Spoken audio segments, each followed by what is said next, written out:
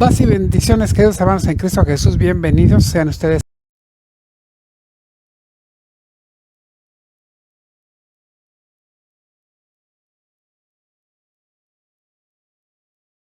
a esta segunda lección de este trimestre número 3 de este 2024. El tema de esta noche, o la escuela sabática de esta noche, se llama El sacerdocio de Jesús. Y tenemos una lectura muy interesante, Hebreos capítulo 7, versos 1 al 28. Todo ese capítulo de Hebreos está narrando acerca del sacerdocio de Melquisedec. Y eso es de lo que vamos a hablar hoy, de ese sacerdocio de Melquisedec, comparado con el sacerdocio levítico y visto en lo que Jesús es, o el sacerdocio de Cristo Jesús. Bien, esta noche nosotros vamos a tener esta lectura que ustedes van a hacer, que yo no lo voy a hacer, pero ustedes sí, el sacerdocio de Melquisedec, Hebreos capítulo 7, y nosotros vamos a ver hoy algo muy importante.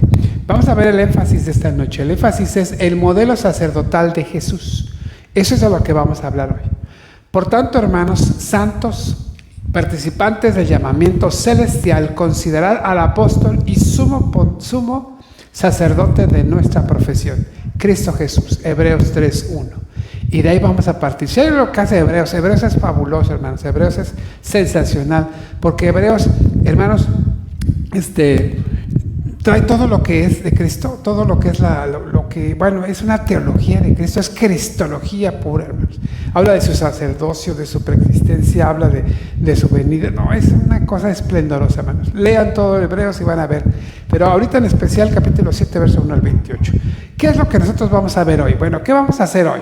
El objetivo es que, dice el objetivo así: identificar las características claves del sacerdocio de Cristo, comprendiendo la diferencia entre el modelo levítico y el modelo de Melquisedec, y aplicarlas para desarrollar un estilo de vida de entrega y servicio a Dios. ¿Se da cuenta? ¿Qué es lo que vamos a hacer? Primero vamos a identificar claves del sacerdocio de Cristo. ¿Sí? Vamos a identificar las características clave del sacerdocio de Cristo. Es lo primero que vamos a hacer. Primero. Después de haberlo hecho, vamos a ver la diferencia entre los dos modelos, el levítico y el de Melquisedec. Una vez que tengamos esos dos, vamos a ver cuál es el que tenemos y cómo tenemos que aplicar esto para desarrollar un estilo de vida, hermanos, el de entrega y de servicio a Dios. Eso es lo que vamos a hacer hoy. Ahora, ya que tenemos claro el objetivo de esta noche, le quiero decir acerca de lo que es la narración, hermanos, algunos aspectos importantes. Primero, ¿sí? Son 6 puntos acerca de lo que es el sacerdocio de Cristo. Miren, nosotros los creyentes, como sacerdotes en el reino de Dios, porque eso digo que nosotros somos también, vamos a seguir e imitar el modelo de Jesús, ¿sí? Y para eso entonces tenemos que ver qué características sigue el modelo del sacerdocio de Cristo. Bueno, vamos a verlo aquí. Según el de Melquisedec, que está en Hebreos 7, y los versos que vamos a leer, bueno, son todos, pero hay unos versos clave. En este pasaje nosotros vamos a ver lo siguiente, ¿sí? Primero vamos a ver, ¿quién es este Melquisedec? Pues es un sacerdote según el orden de Melquisedec. Ahí lo dice en Hebreos y lo dice en Génesis. Está narrado en esos dos pasajes como este sacerdote del Dios Altísimo.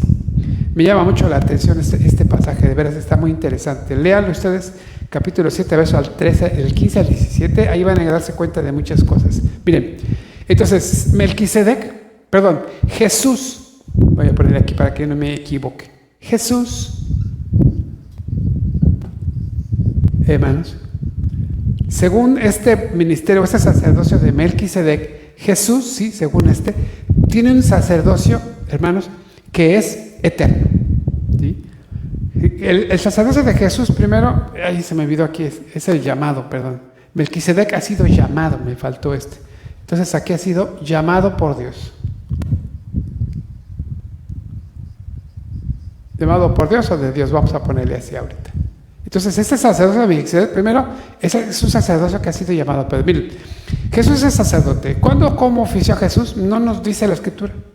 Incluso tampoco nos dice de Melquisedec, tampoco.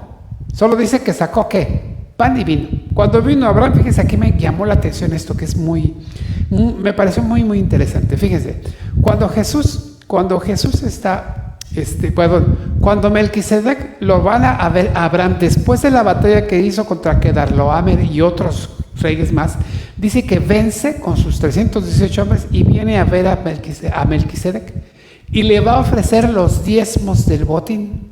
Primero aparta lo que le debe a toda la gente y después dice, de aquí te doy el diezmo, y le da el diezmo. ¿Qué es lo que hace Melquisedec? Como dice ahí, que el sacerdote del Dios Altísimo lo recibe y le da pan y vino. Y cuando pienso en pan y vino, ¿en qué pienso, hermanos? Ustedes escríbanlo ahí. ¿En qué piensan cuando ven pan y vino? Escríbanmelo ahí, por favor. Bien, y ese sacerdote oficia, no nos dice ni de dónde viene, ni quién es, ni son sus papás, no nos dice nada, no nos dice nada de él, nada, su linaje. Solo sabemos una cosa, que este sacerdote fue llamado por Dios y fue a encontrarse con Abraham, ¿sí? Bueno, Jesús, hermanos, no es un sacerdote porque pertenece al árbol de Leví. Aarón, dice la Escritura que Aarón es el perfecto, hermana, exacto, en la cena del Señor. Muy bien, gracias, hermana. Muy bien, muy bien, gracias. Entonces, vean ustedes ahí, hermanos. Si entonces Jesús, el sacerdocio levítico que viene de Aarón fue apartado para eso. Aarón fue el sumo sacerdote junto con sus hijos, a Nadab, Abiú, Eleazar y Tamar. Recuerdan ustedes lo que le pasó a Nadab y Abiú, que fueron consumidos por el fuego por ofrecer fuego extraño. Fueron consumidos de fuego del cielo por ofrecer fuego extraño a Jehová. Bueno, entonces quedan sus otros hijos, y de sus otros hijos viene toda la descendencia de los sacerdotes. De ahí no viene Jesús. Todo ese linaje está narrado en Levítico y se va narrando en más pasajes. Y cuando llegamos a la genealogía, al árbol genealógico de Jesús en Mateo y en Lucas, resulta que ninguno de los dos lo adjudica a la tribu de Leví. Se le adjudica o se le pone, o que él es descendiente de la tribu de Judá, que nada tiene que ver con el sacerdocio. Entonces, si Jesús no tiene nada que ver con el sacerdocio, ¿quién lo llamó? ¿Quién le dijo que fuera sacerdote? ¿Quién le dijo que ofreciera? Al igual que Melquisedec, fue llamado, el sacerdocio de Jesús fue llamado ¿quién? De Dios, fue un llamado de Dios. ¿Sí? Lucas 4:18, ¿qué dice? El Espíritu del Señor me ha ungido para dar buenas nuevas a los quebrantados, etc. O sea, en pocas palabras, a ofrecer un sacrificio. Ahora, si tenemos estos dos modelos, entonces tenemos que entender una cosa, ¿sí? Jesús, según el orden de Melquisedec, fue llamado por Dios, este prototipo de sacerdocio se basa en la elección de Dios, ¿sí? Dios elige a una persona para consagrarse a su servicio sin necesidad de que pertenezca a un sacerdocio oficial. En el caso del Levítico, Dios lo pone por sus méritos. Si ustedes recuerdan el pasaje, dice que lo eligió porque él luchó contra un enemigo, lo venció, entonces dijo, por haber hecho esto en el nombre de Jehová, a ti vas a ser puesto en el sacerdocio, y de ahí se van todos ellos. Y en cambio, en el sacerdocio de Melquisedec, Dios lo elige sin pertenecer al sistema oficial, al sacerdocio oficial. Lo elige el Señor y lo llama. ¿Ya vieron los dos modelos? Ahora, ya tenemos los dos modelos. Ya. Una vez que tenemos estos dos modelos, el modelo de Jesús es el de Melquisedec, porque Dios elige a una persona para consagrarla a su servicio sin pertenecer al sacerdocio oficial. Ahí está. Lo tenemos ahí. Miren, esa explicación, hermanos, que acabamos de hacer, habla acerca de una inversión de modelos. ¿Sí? Debemos entender que el sacerdocio de los levitas, a la luz del sacerdocio de Melquisedec, hermanos, a la luz del sacerdocio de Jesús, ¿sí? El sacerdocio levítico solo era la sombra de lo que hoy iba a venir, del verdadero sacerdocio que iba a ser ejercido por Cristo. Esto lo voy a leer en Hebreos 8:5, porque esto la verdad vale la pena. Hebreos 8:5 dice así: los cuales sirven a lo que es figura y sombra de las cosas celestiales, como se le advirtió a Moisés cuando iba a erigir el tabernáculo, diciendo: mira, haz todas las cosas conforme al modelo que se está mostrado en el monte. Pero ahora, verso 6, pero ahora tanto mejor ministerio es el suyo, cuanto es mediador de un mejor pacto establecido sobre mejores promesas. Entonces, hermanos, vemos cómo ha sido trasladado. El modelo levítico tiene que estar basado en el modelo de Melquisedec. Tiene que tener es la sombra del sacerdocio como el de Melquisedec, ahora el de Jesús. Entonces, si nosotros establecemos que el sacerdocio de Jesús es parecido al de Melquisedec, entonces el sacerdocio levítico que sirvió para una función deja de hacerlo, como lo vimos en la semana pasada, ¿Se acuerdan que ya no tenemos templo, ya no tenemos esto, etcétera? Bueno, deja de hacerlo, entonces el sacerdocio que permanece es el de Melquisedec. Y ese es el sacerdocio de Jesús, según el orden de Melquisedec. Ahora, vamos a ver cuáles son las características de ese sacerdocio, ¿vale? Dice, entonces ya vimos que es llamado por Dios. Miren, ese sacerdocio que él tiene es eterno. Voy a irle palomeando para que no me acuerde. Ya vimos el llamado por Dios. El sacerdocio es eterno, hermanos, ¿sí? Esto, hermanos, entonces sugiere a nosotros que no tiene un límite de servicio. El sacerdocio arónico ya estaba destinado a desaparecer. Ese iba a acabarse. Lo vimos la semana pasada, lo explicamos la semana pasada. Pero el sacerdocio de Cristo es eterno. El de Cristo. El de Cristo iba a permanecer. Por esta razón, el sacerdocio levítico debe ser entendido y explicado a partir del modelo eterno que es Jesús. No del modelo que se iba a acabar, sino del de Jesús. Por lo tanto, el sacerdocio de Jesús, el sacerdocio de Jesús es para siempre, para siempre. Primer punto, ¿ya lo tenemos? Segundo punto, es un llamado de Dios y es eterno. El tercer punto que tenemos es que el llamado el sacerdocio de Jesús no tiene sucesor, ¿eh? Melquisedec no se dice de su linaje nada, ni anterior ni posterior, ¿sí? Por lo tanto, no tiene sucesor. Ahora, Jesús, hermanos, no necesita ser reemplazado, porque su sacerdocio es eterno. Y si es eterno, no necesita sucesor. No necesita quien ejerza el sacerdocio. Porque Jesús ejerce su sacerdocio a través de su cuerpo. ¿Quién es el cuerpo? Nosotros. Nosotros somos el cuerpo. Y por lo tanto, si nosotros somos el cuerpo, ¿sí? Él es la cabeza, y este cuerpo está extendido por todo el mundo y ha prevalecido por todas las edades, quiere decir que a través de este cuerpo, que es su iglesia, Él está ejerciendo el sacerdocio. Y por eso no necesita sucesor. Él es, con su cuerpo, el sacerdote eterno. No necesita. Llevamos dos. Es el llamado de Dios y además es eterno. Tres. Y además es sin sucesor. Es continuo, permanente. ¿Sí? No necesita ser reemplazado. 4. Su sacerdocio, el sacerdote, ya vimos sin sucesor, es sin pecado. Sin pecado. Miren, hermanos, esta cualidad de Jesús es que, miren, es la diferencia entre el sacerdocio levítico y el sacerdocio de Melquisedec, o el sacerdocio de Jesús, porque es el sacerdocio de Jesús del que estamos hablando, es sin pecado.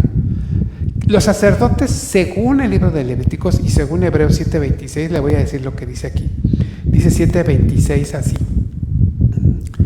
Dice, porque tal sumo sacerdote nos convenía, santo, inocente y sin mancha, apartado de los pecadores y hecho más sublime que los cielos. No tiene necesidad cada día, como aquellos sumos sacerdotes, de ofrecer primeros sacrificios por sus propios pecados y luego por los del pueblo. Porque esto lo hizo una vez y para siempre. Escuche, esto es maravilloso, ¿eh? Porque esto lo hizo una vez y una vez para siempre, ofreciéndose a sí mismo. Luego entonces, Él no necesitaba, Él es sacrificio, pero no necesita como los sacerdotes, porque Él es sin pecado. No necesita, los levitas sí. Entonces llevamos, fíjese nada más, llamado por Dios, ¿sí? Ya dijimos que es llamado por Dios, que es un sacerdocio eterno, que no tiene sucesor y que es sin pecado. Ahora, este sumo sacerdote, que es nuestro Señor Jesucristo, Él puede compadecerse de nuestras debilidades, porque Jesús fue tentado en todo, hermanos, pero sin pecado, según como nosotros en nuestra carne. Hebreos 4:15 dice, yo dije que no iba a leer pasajes con ustedes, pero los voy a leer porque son muy interesantes. 4:15 dice de esta manera. Ay, perdón, se me vuela la hoja con el aire. 4:15 dice, porque no tenemos un sumo sacerdote que no pueda compadecerse de nuestras debilidades, sino que fue tentado en todo según nuestra semejanza, pero sin pecado. Entonces, Él conoce lo que son las debilidades del ser humano. Él conoce lo que es ser tentado. Vaya que si no lo conoce. Entonces, Él puede entendernos a nosotros. Él puede saber. La experiencia humana, hermano, de Jesús, le permite, su experiencia humana de Jesús, le permite entendernos a nosotros en nuestras debilidades, en nuestros delirios, nuestras flaquezas, y además compadecerse de nosotros. ¿Sí? Él es, hermanos, quien media entre Dios y nosotros. Él es nuestro gran sumo sacerdote. Así como hacían los sacerdotes levitas que intercedían ante Dios por el pueblo, bueno, Él está ahí. Entonces Él puede interceder por nosotros ante Dios. porque Él conoce nuestras necesidades, Él conoce nuestras debilidades, Él ha experimentado como nosotros nuestras luchas y nuestras tentaciones. Por lo tanto, Él es el mejor abogado que podemos tener, el mejor intercesor, el mejor sacerdote. 6, entonces, ese es el 5. Ya tenemos 5, que es llamado de Dios, el sacerdote. Jesús, su sacerdocio, es porque ha sido llamado de Dios, ¿sí? Porque es eterno, porque es sin sucesor, porque sin pecado se puede compadecer de nosotros y además sabe que Él es el sacrificio único y perfecto. Además, hermanos, Él es el sacerdote que ofrece el sacrificio y Él es el sacrificio a la vez. Miren, Hebreos 10, 12 al 14 dice así, miren, escuche esta tremenda palabra. Pero Cristo, habiendo ofrecido una vez para siempre un solo sacrificio por los pecados, se ha sentado, ya me hice bolas, ¿les dije qué? 12, voy. Pero Cristo, habiendo ofrecido una vez para siempre un solo sacrificio por los pecados, se ha sentado a la diestra de Dios. De ahí en adelante, esperando hasta que sus enemigos sean puestos por estrado de sus pies. Porque con una sola ofrenda hizo perfectos para siempre a los santificados. No más. Él llevó el sacrificio. Y Él era el sacrificio. Único y perfecto. Ahora, estas cosas que están aquí, esto, que es llamado por Dios, que es eterno, sin sucesor, sin pecado, compasivo, y Él es la víctima del sacrificio, lo podemos sintetizar así, hermanos. El sacerdocio de Jesús se basa en que fue consagrado por Dios para servir de manera dedicada a la salvación, es decir, la bendición, redención y transformación de los hombres. Aunque sabemos que nuestro Señor no ejerció un sacerdocio literal en la tierra, el escritor de Hebreos usa las imágenes y comparaciones del sacerdocio y del culto antiguo del Antiguo Testamento para explicar la obra de Cristo. En la práctica, realizó este ministerio mediante su renuncia a la gloria, a su encarnación, sobre todo en su encarnación, en su vida, en su obra, en su palabra, en su muerte y en su resurrección y su ascensión a los cielos. Allí está el sacerdocio de Jesús. Ahí, Él decide hacerlo así. Entonces, hermanos, este sacerdocio es el que a nosotros nos convenía. Ahora, una vez que tenemos estos, ¿sí? Vamos a preguntarnos entonces, ¿el ministerio de los creyentes cómo es, levítico o de Melquisedec? O ninguno de los dos. Porque entonces tenemos que establecer una cosa. ¿Cómo es el ministerio de los creyentes? Bueno, el ministerio de los creyentes es, según nosotros lo entendemos, es como el de ¿quién? Como el de Jesús. Y el de Jesús tiene esta figura y tiene esta figura, pero este sacerdocio entendido a la luz de Jesús. Ese sacerdocio. Ahora, miren, vamos a ver cómo entonces, fíjese, el ministerio en la iglesia, nosotros tenemos ministros, diáconos y obreros, ¿no? Eso es lo que tenemos en la iglesia y hemos sido llamados para eso. Pero miren, el ministerio de cada creyente, su origen tiene que ser venido por Dios, ¿sí? Miren, Jesús no pertenecía a la familia sacerdotal, ya lo dijimos, sino de la familia de Judá, ¿sí? Tampoco era hijo de profeta, tampoco pertenecía a ninguna escuela de interpretación rabínica, no. Jesús realizó su ministerio porque Dios lo llamó y lo ungió con el Espíritu Santo para hacerlo. Lucas 4:18. El Espíritu del Señor me ha ungido para dar buenas nuevas, etcétera, etcétera, etcétera. Vean ustedes, luego entonces, si así es este sacerdocio, ha sido llamado por Dios, la pregunta sería, de igual manera nosotros, cada creyente, los que vamos a realizar un ministerio, no debemos depender ni de la tradición, ni de la pertenencia a alguno de los sectores en los cuales dividimos a las personas, diácono, ministro, etcétera. Ninguna de esas categorías es determinante, hermanos, para que nosotros podamos realizar un sacerdocio, porque hemos sido llamados por Dios. No depende de nuestra etnia, ni de nuestra socialité o nuestra cuestión social, de nuestra economía, no depende de nuestro sexo, no depende de la edad. Y cuando digo de nuestro sexo, hermano, recuerde, no estamos hablando de jerarquías, porque ahí muchos nos van a atacar y van a decir, ya están en la iglesia de Dios, están haciendo pastoras. No estamos consagrando pastoras, estamos haciendo labor pastoral. Estamos ayudando a la gente, estamos ejerciendo el ministerio al cual nos ha llamado el Señor. Ese es el ministerio que nos toca a nosotros. Hermanos, es determinado únicamente por Dios. Y hermanos, ¿saben qué? Recibimos del Espíritu Santo la capacidad para hacer las cosas. Primera de Corintios 12, le voy a leer así rapidísimo Por tanto, nosotros también, teniendo en derredor nuestro tan grande nube de testigos, despojémonos de todo peso y del pecado que nos asedia y corramos con paciencia la carrera que tenemos por delante, puestos los ojos en Jesús, el autor y consumador de la fe, el cual por el gozo delante de él sufrió la cruz, menospreciando lo oprobio, y se sentó a la diestra del trono de Dios, del trono de Dios. Considerad aquel que sufrió tal contradicción de pecadores contra sí mismo, para que vuestro ánimo no se canse hasta desmayar. Segunda de Corintios, voy hasta el 13, el 13, 12 y 13, por lo cual levantad las manos caídas y las rodillas paralizadas y haced sendas derechas para vuestros pies, para que lo cojo no se salga del camino, sino que sea sanado. Y bueno, ahí empieza a hacer una serie de cosas ahí. Hermanos, este ministerio que nosotros tenemos es para transformación. Es un ministerio que no depende de que nos tenga que decir, usted lo puede hacer porque usted es ministro o porque usted es pastor. No, hermano. No pertenecemos al sacerdocio oficial, no. El ministerio de todos los creyentes es el llamado por Dios, es el que hace ese llamado, lo hace Dios y lo ejercemos nosotros. Es el que hemos sido llamados todos. Pueden ustedes leer los textos que están ahí en la escuela sabática. Es el cual hemos llamado todos. Así es el ministerio. Recuérdenlo. Entonces, somos llamados de Dios o por Dios. ¿Sí? Ahora, si nosotros estamos así, tenemos que ver que nuestro estilo, nuestro ministerio para el cual fuimos llamados, miren, es de vida y para vida. ¿Sí? Es de vida y para vida. Va a dar vida.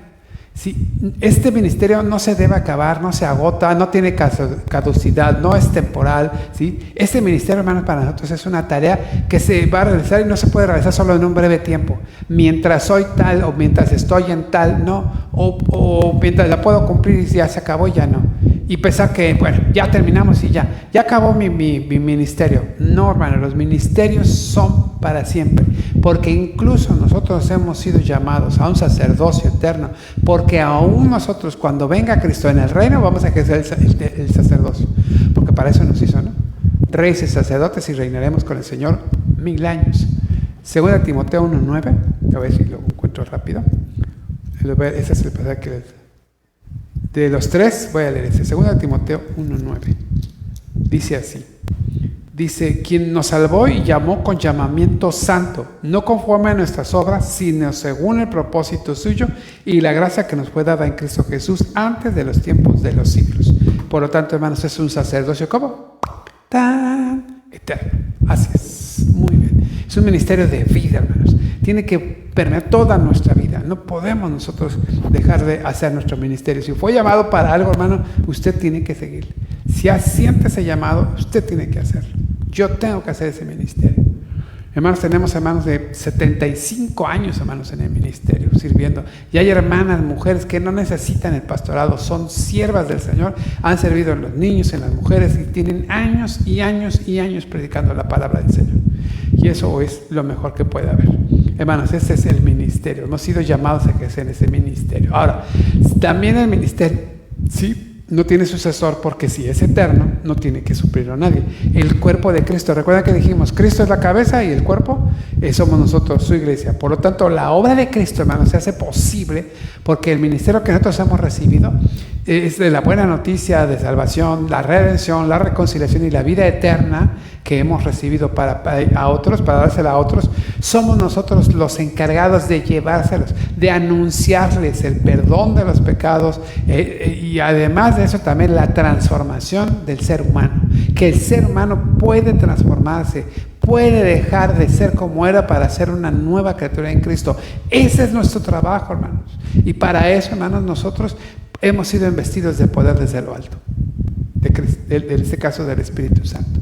Hemos sido investidos, hermanos. Nuestra naturaleza ha sido muerta para que ahora nuestra nueva naturaleza haga ese trabajo. Entonces nosotros, incluso transformados, podemos mitigar lo que es el asunto del pecado y podemos obtener lo que es el perdón. Esto es lo que nosotros tenemos ahora. Sin sucesor y sin pecado. Es un sacerdocio realmente así. O sea, el que cree en Cristo no peca, hermano. Porque el que peca no ha creído en Cristo. Pero si usted dice, no, yo he creído en Cristo y aún peco, bueno, pues la importancia es que usted tiene un abogado. El asunto es que nosotros ya no somos pecadores perniciosos, ¿sí? Pecar por error, o nos chispotea, etc. Pero hermanos, nosotros tenemos que tener claro una cosa, ¿sí? Tenemos abogado para con el Padre, a Jesucristo el justo. Él es nuestro sacerdote, Él intercede por nosotros. Ahora, nosotros en nuestro ministerio, si nos metemos más en el ministerio, entonces hermanos vamos a dejar el asunto de pecar va a ser cada vez más difícil y más difícil y más difícil y más difícil, cada vez, porque estamos componentados. Por ahí vean mis reflexiones, por ahí tengo algo escrito sobre esto, que estaba leyendo de esto y me inspiré para escribir. Bueno, hermanos, esto es, además, hermanos, Cristo, su ministerio, Él pudo compadecerse de nosotros, pues, hermanos, entonces lo que tenemos que entender es esto, que entonces el ministerio de Cristo se basa en la justicia de la fe. No es un ministerio de condenación, hermanos. No es un ministerio de juicio, sino es de fraternidad, de solidaridad y compasión. O sea, el problema de nosotros es que hacemos juicios y los hacemos tajantes y lacerantes. Y si alguien pecó, cuidadito que no se las va a ver con nosotros. Y ese es un tremendo problema que tenemos, hermanos. Tenemos ese grande problema. Ahora, si nosotros hemos entendido que si la gente lo que necesita es palabras de ánimo, ¿sí? Nuestros hermanos, en sus debilidades, en sus situaciones terrenales, porque ellos tienen así debilidades como las nuestras, ¿sí? Tenemos que animarlos, tenemos que llevarlos a hablarles de la gracia de Dios.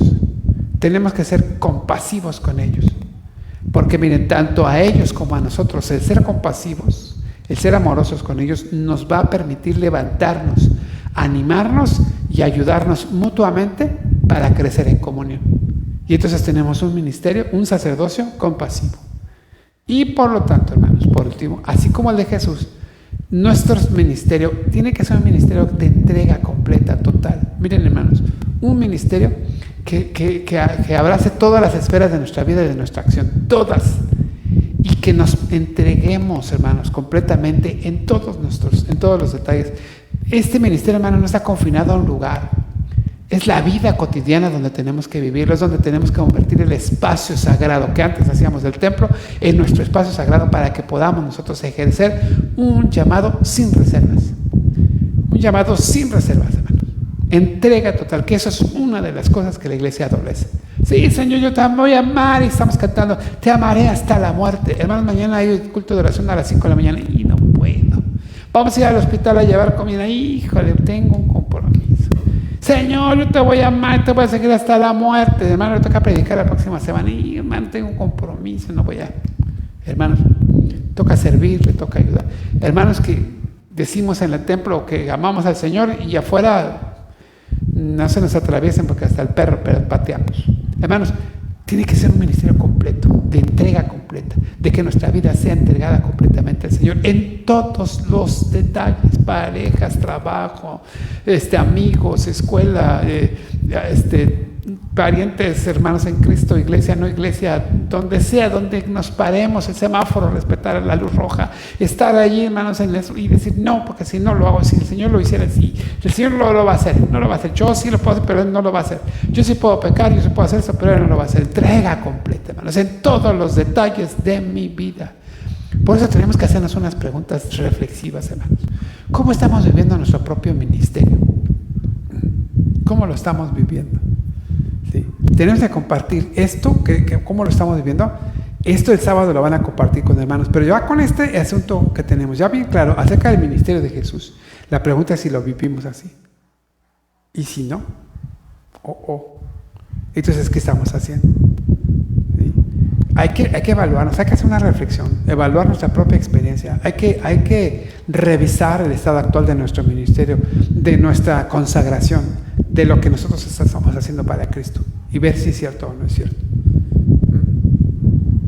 Y después de haber revisado, después de haber evaluado, entonces decir, bueno, de 0 al 10, pues creo que estoy en el tal número. ¿Qué haré para crecer en mi ministerio?